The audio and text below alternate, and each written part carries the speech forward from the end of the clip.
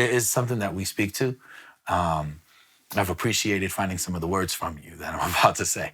So the we space that honors the individual, considers the individual such a beautiful part of the we, but recognizes that the we, right? And you could expand with me on this, because I think this is what men need. When you're like, what's next? Yeah. Right, to get to that question, we need we spaces Yes. in which we can be vulnerable with each other, which we think we know sometimes how to be with grief. I've been around much grief. Mm-hmm. I've seen people who have had their children murdered. I've been in spaces with them. I shade. And I learned because they taught me, if you pay attention, how to be around grief, how to ask certain questions, and you learn it from people. You start to be like, oh, okay, how do I show up in a way here that makes the most sense for you, that I can actually do, right? That is beyond that's at my capacity. So I've learned from men, one of the biggest issues is not being able to grieve or mourn. And when they do, they might sit down on the couch and beat their spiritual corpse into the floor, even when they are processing. So thinking about how do we get together to honor each other's grief, honor each other's mourning in reverence with care, sometimes joyfully through laughter. We're funny. We can be funny, giddiness, silliness, and not getting stuck there, because a lot of men go there. It's so easy. Yo, I'm a clown you, I'm gonna roast you. I love that, bro. If I really, really love you, I'm gonna hurt your feelings a couple times with jokes. You know what I mean? Because I love you that much. Because we're roasting. This is recess. We get the dozens. I'm dissing you. But we could do that. We could be funny, but then we don't let ourselves really cry, really weep. We don't. And if it is, and I have seen different, and that has allowed me to be free.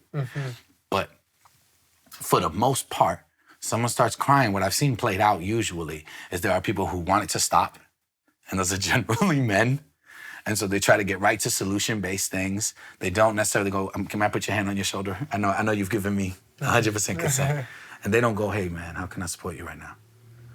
They almost just kind of like, they think that the respectful thing to do is to turn away from you and let you cry all by yourself. You know, let them get it together. And I think some of what has to happen is we really have to start to witness each other's grief. That's right. And in each other's grief and mourning, we can then process with each other that, A, we're not alone, that we are connected, interconnected, and that in that processing, we get to those range of emotions that we said earlier, many men are saying they have not gotten to. And then in your grief, you can then start to see anger from a very different place. And then from there, you can also begin to experiment with joy. And I think joy should be one of the things that I've learned in my process from folks and from self and internal and external, is that you can process a place of prayer and joy that allows you to speak to anger and grief. Yes. That you can be like, hey, right now I love myself. I'm whole. I am blessed. I'm cared for. I'm supported. And I'm falling apart. That's right. That's right. Because things fall apart. Because uncertainty happens. And in that process, having people around you to remind you you are all of these things.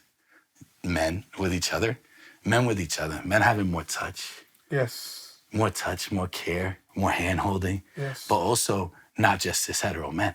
Has to be queer men in the room. There has to be, because that's another thing. Cis hetero men, football players, smack you on the butt. But it's okay, because none of us are like that. So it has to be more than just that. It has to be an understanding that, like, hey, I've learned that the more and more I come out, sadly, cis hetero men touch me a lot less. Is that right? It's sad. I was talking to a friend of mine, a gay black man, and I said, hey, what do you do with this? And he goes, I mourn it. They don't hug me the same. Yeah. I'm known for my hugs, y'all. If you just watching, I'm a good hugger. I'm a bear hugger. That's right. And they don't hug me the same, touch me the same. Not all of them. Some of them absolutely do. It's not a broad brush I'm painting with, but more than I thought. And they don't even notice themselves. It's almost like this muscle of like, I love Eroc and it's cool. He can be whatever he wants, but I don't want anybody else to think that maybe, just maybe, I'm that with him.